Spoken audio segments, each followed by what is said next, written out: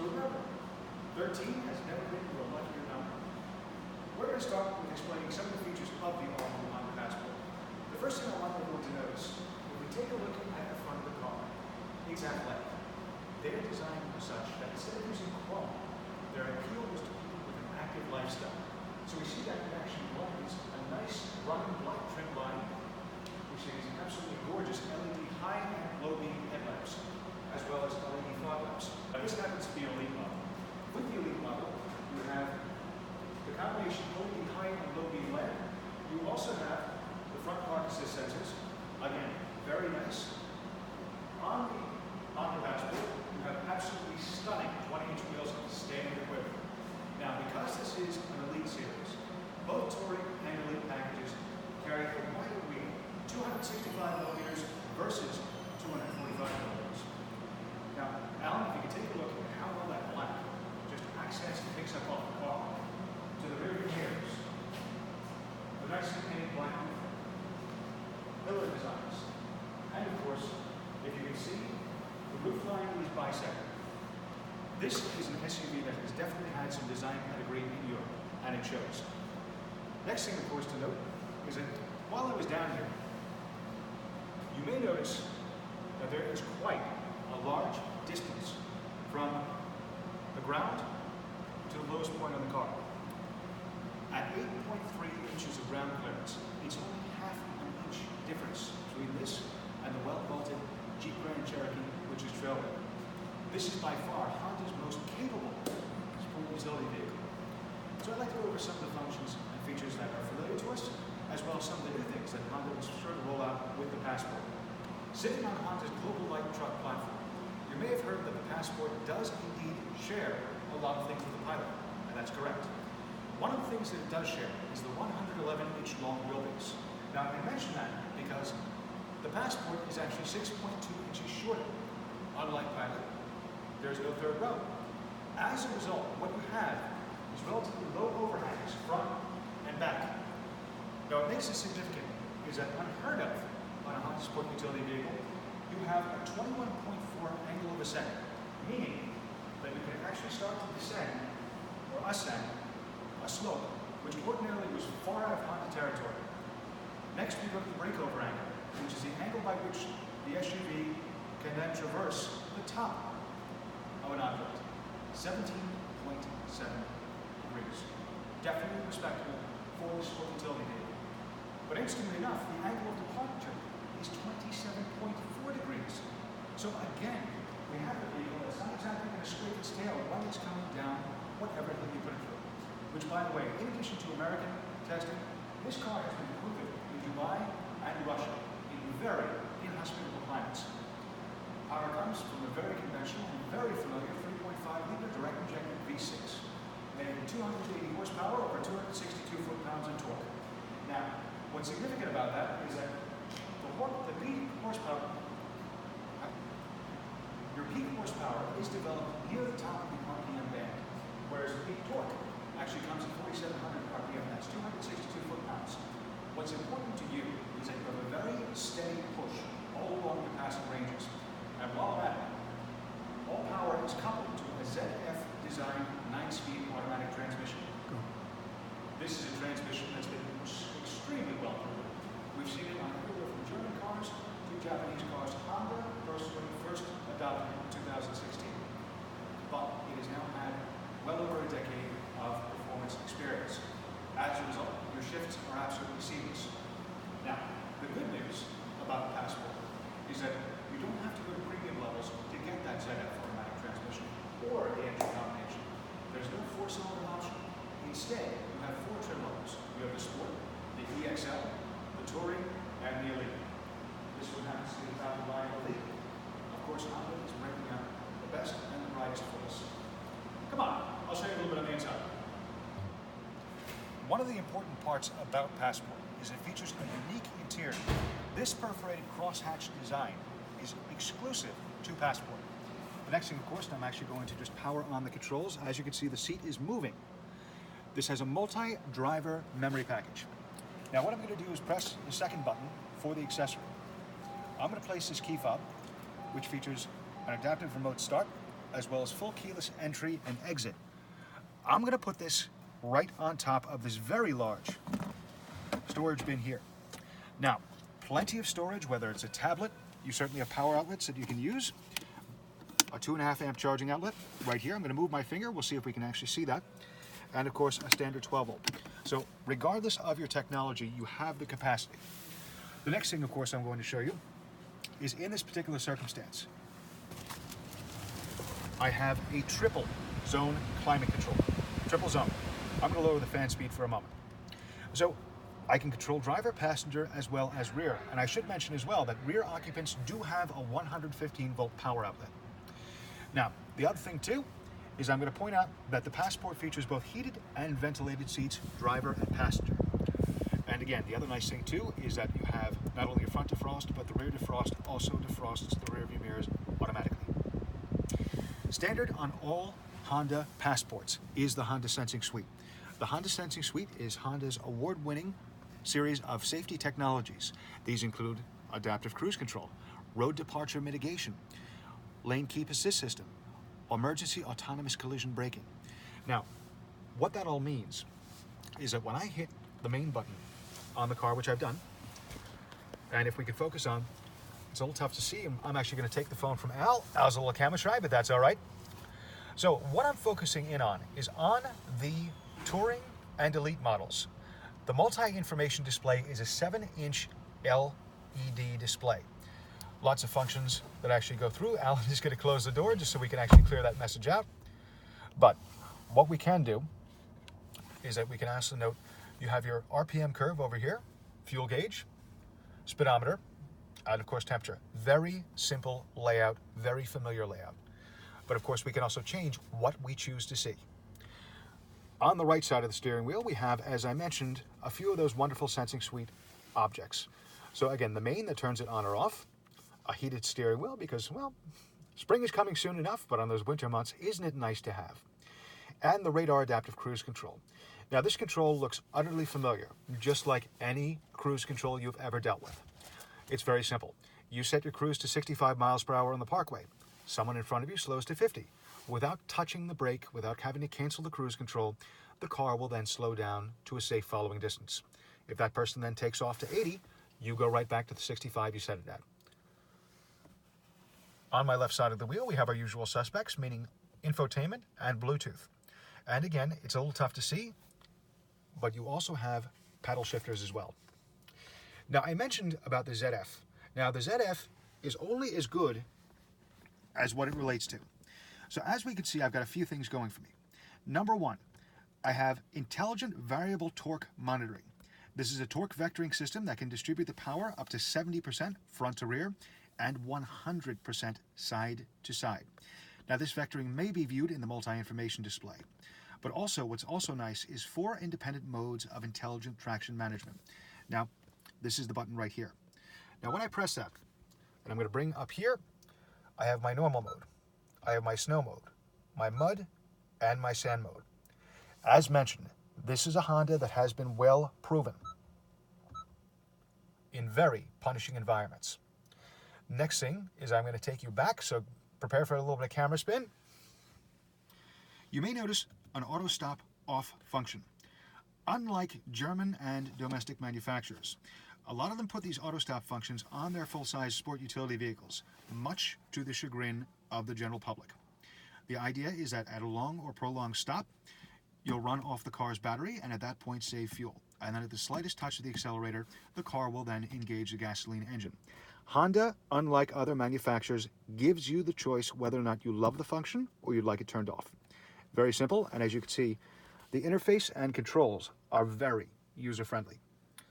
So it's a little tough to see, but I'm going to bring you over to this front charging pad.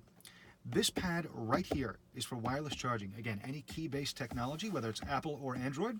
And we also see this marked receptacle cover. That is for integration of Android Auto and Apple CarPlay.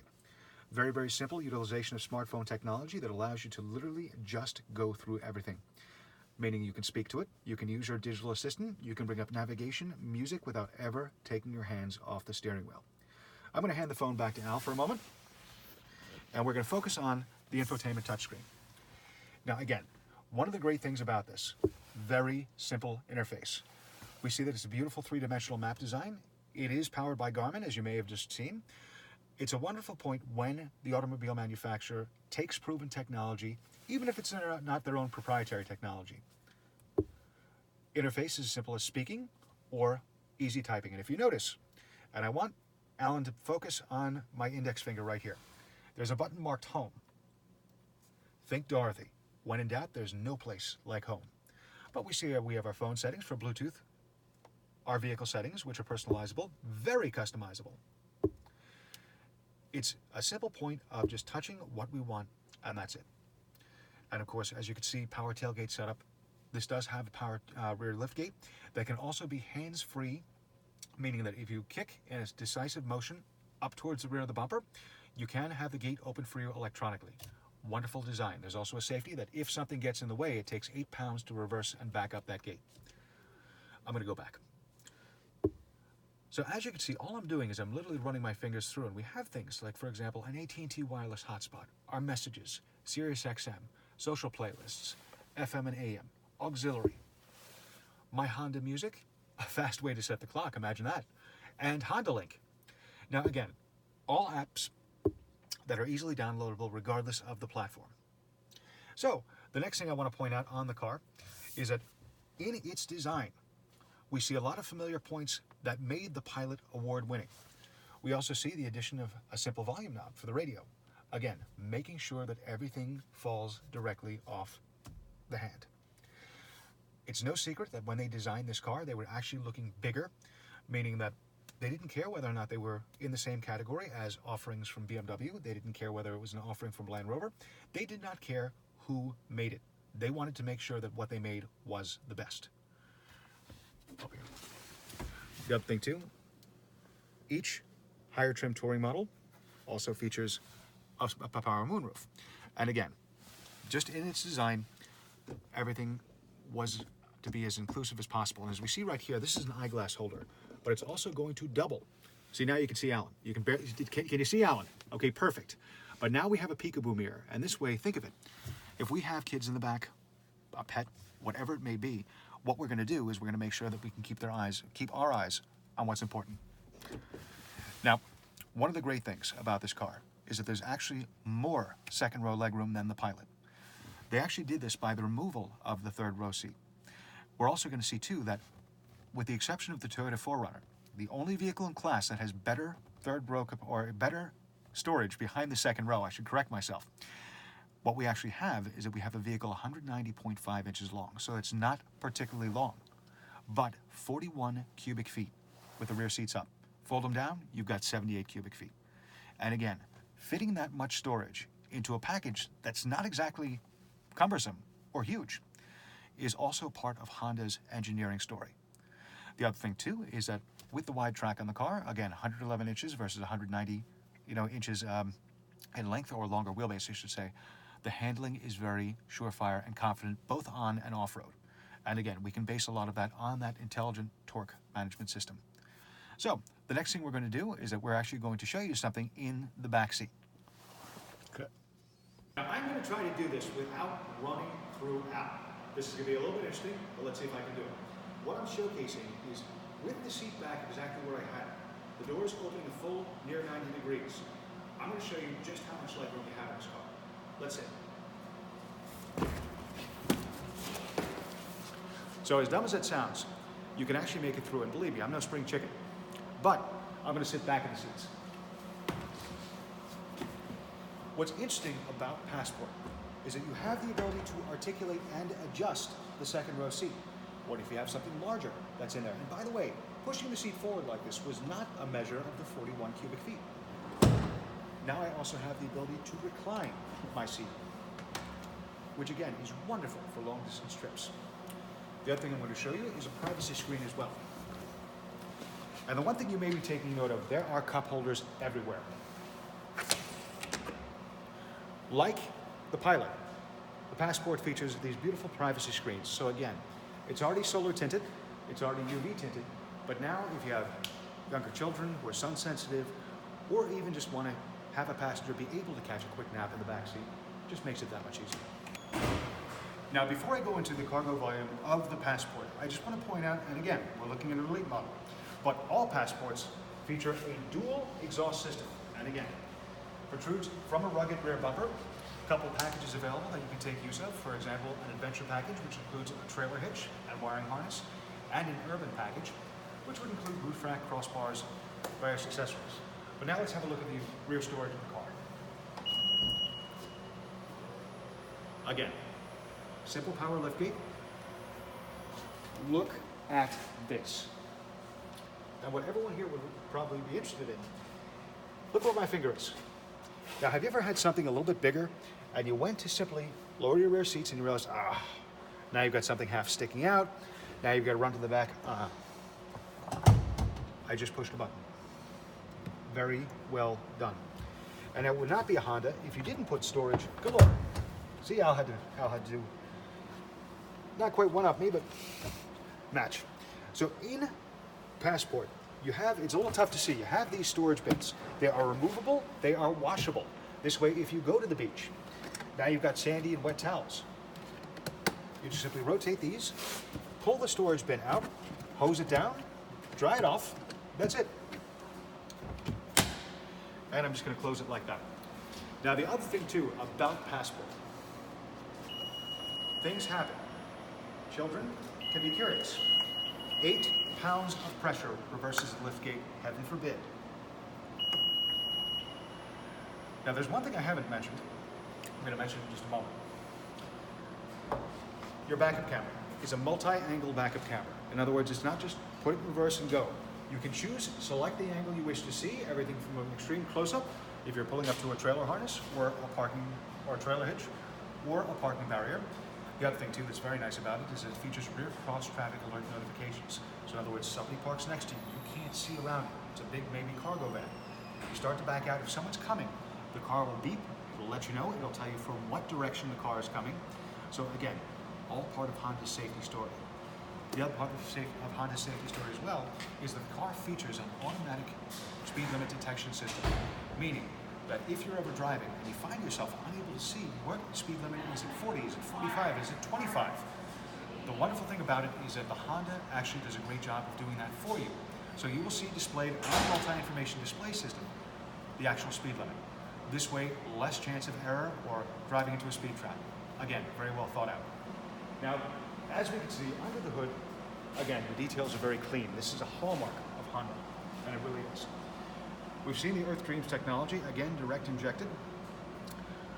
The car achieves 19 and 24 miles per gallon. That's 19 city, 24 highway. And of course, that is done off regular pump gas as an all-wheel drive. Now, other little points about the Passport. Al, I see you laughing about something.